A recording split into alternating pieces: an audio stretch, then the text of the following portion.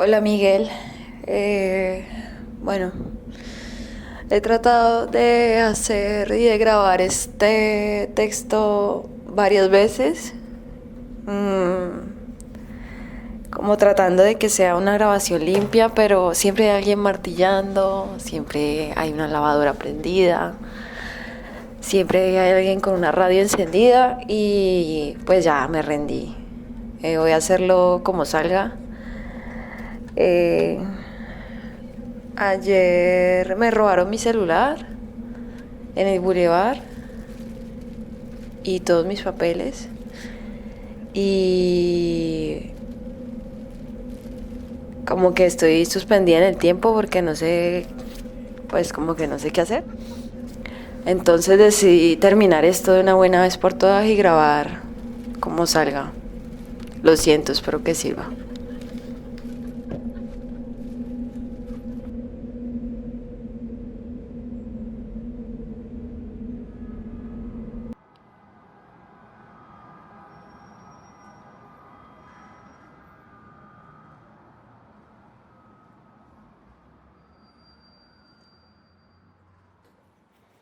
La voz, esta voz, lo que he aprendido a nombrar con ella, lo que he aprendido a merodear con sus alcances y sus divagaciones, con sus incertidumbres.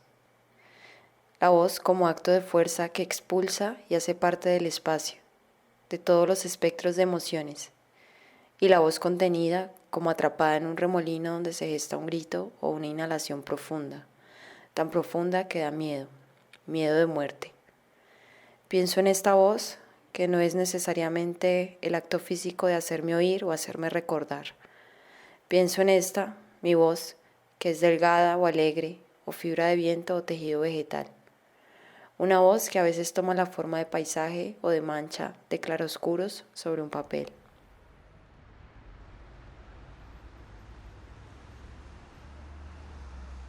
Sombras, trochas, ramajes, pieles al sol, pieles bajo la lluvia, rostros de hombres que no conozco o que apenas olvido, muecas meditabundas o indiferentes, ocultas bajo un sombrero.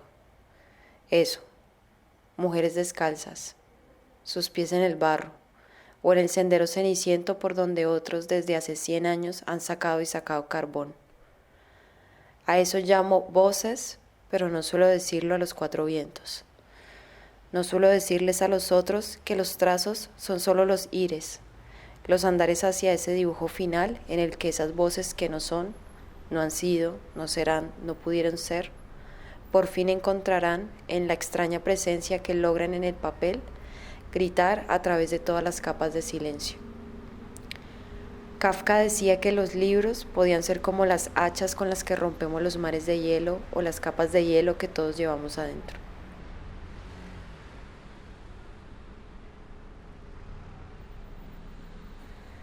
Ahora pienso que cada dibujo es un paso hacia ese liberarse de capas y mantos de hielo.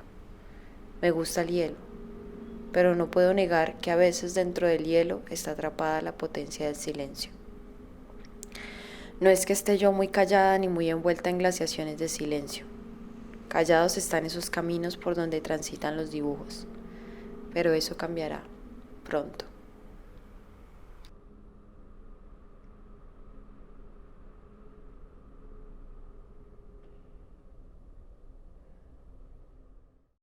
Cuando era una niña, dibujé un caballo pequeño. No era un pony, así se lo hice saber a un adulto. Era solo un caballo pequeño. Y el dibujo era una treta lingüística para hacer visible la ausencia de su voz. El dibujo era la alegoría de la tragedia de un caballo pequeño que no tenía voz. Ahora supongo que la gente te pregunta estas cosas. ¿Por qué un caballo? No te preguntan por qué el dibujo como acto de inconformidad y de empatía. El caballo pequeño no tiene voz. El caballo pequeño no llegará muy lejos sin esa voz que le falta. Entonces te dirán que el caballo relincha y que esa es su voz, aunque las bestias no necesitan voz. Sí, como dicen los que disertan sobre el acto de vivir, las cursivas son mías.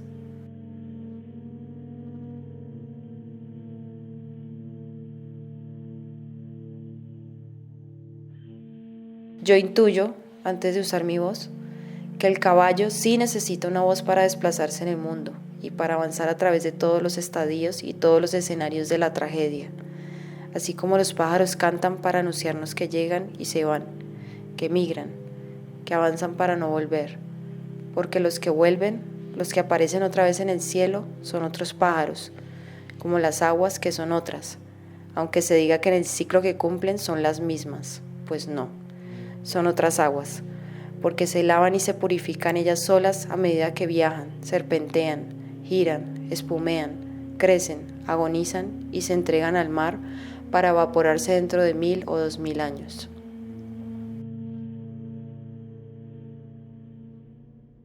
¿Por qué un caballito así de pequeño y triste? ¿Por qué así como alejado de todo y atrapado en esa nada? Bueno, porque ya no habla. ¿Y cuándo hablará? Pues no sé. El dibujo tiene un destino melancólico, sí, porque reposa en el papel y nosotros hemos hecho siempre cosas muy tristes con los papeles, como dejarlos por ahí olvidados, como dejarlos escapar en las ventiscas o condenarlos a deshacerse en los rincones de nuestras casas o nuestras bibliotecas. Cuando digo que no sé, en realidad quiero decir que entiendo que alrededor de ese silencio ocurren otras cosas. Lo que estoy entendiendo es que hay un acto de síntesis tremendo en ese descubrir los contornos y los entornos. Un acto de conexión de memorias y cosas dichas y cosas oídas. El caballo enfermo al que le tienen que pegar un tiro para que no sufra. Alguien sabe que el tiro sonará en todos los pabellones y los pasadizos de nuestra estructura emocional y por eso nos dice, tápate los oídos. Pero el estallido llega primero. Llega mucho antes cuando el vecino, resignado y resuelto, acaricia al animal detrás de las orejas antes de pegarle el tiro de gracia. Lo que una pregunta no es si el caballito estaba muy enfermo o si le dolerá el disparo, no. Lo que uno pregunta es si el dueño del caballo también se puso a llorar de tristeza. Pero son preguntas que nos hacemos mucho después, cuando ya no hay quien responda, porque ha pasado mucho tiempo. A esa ausencia llego de alguna manera tantos años después. A esa conclusión que el dibujo del caballito pequeño que no tiene voz es en realidad un instante que yo he separado del resto de la trama, un instante mudo. Digo que es una ausencia, pero sé que a medida que lo digo, para constatarla, el tejido de hecho se hace visible otra vez, y esa ausencia da paso a un haber sido o a un poder ser. El otro hecho, la otra posibilidad vital en ese tejido, es que alguien te haya contado que a veces los muertos llegaban a los pueblos todavía colgando de sus caballos. Es decir, al jinete lo mataban y lo dejaban colgado del caballo, que después de muchos días largos, días y noches de peregrinación y huida, volvía al lugar donde había partido con el muerto, como si llegara para decirles, aquí se los dejo, porque es suyo, su muerto.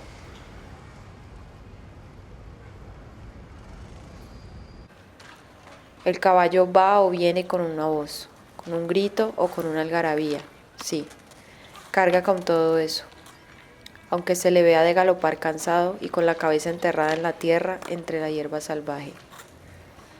Nadie quiere decir lo que ha pasado, pero ahí está el caballito, tranquilo, espantándose las moscas, esperando. Otra cosa de ese dibujo, que a estas alturas de la vida ya es hipotético, no es que sea el famoso instante congelado. Lo que hay es una espera. Los que observan al caballo en silencio esperan.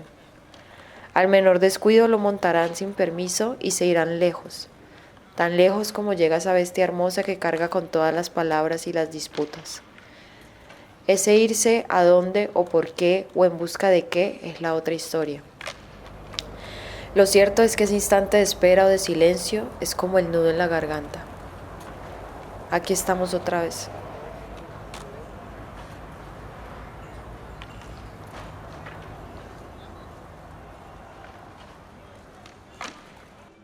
La rusa Svetlana Alexievich nos contaba en su libro sobre las mujeres de la Segunda Guerra Mundial que una de las francotiradoras había tenido que dispararle a un pequeño potro que de pronto se puso a pastar ahí en la franja que separaba el campo tomado por los alemanes y la zona que defendían ellos, los soviéticos. Pero claro, en ninguna cartilla ni manual de guerra estaba escrito que había que dispararle a un animal apacible que termina situándose en ese lugar, justo en ese lugar, a pocos centímetros de las trincheras de lado y lado. Y a pesar de todo, ella dispara, porque sabe que el potro ha llegado a ese punto para ser presa del hambre de unos combatientes abandonados al sinsentido de la defensa de una patria. Ya es muy tarde para pensar en el revés de ese absurdo. Tienen hambre. Ella dispara. Algunos comen, los soldados ríen o sueñan, duermen por fin con el estómago lleno. Las mujeres, en cambio, pasan la noche en vela, llorando discretamente. Unas ni siquiera han sido capaces de probar la comida. Otras, nada. No se sabe bien. Todavía no se sabe bien.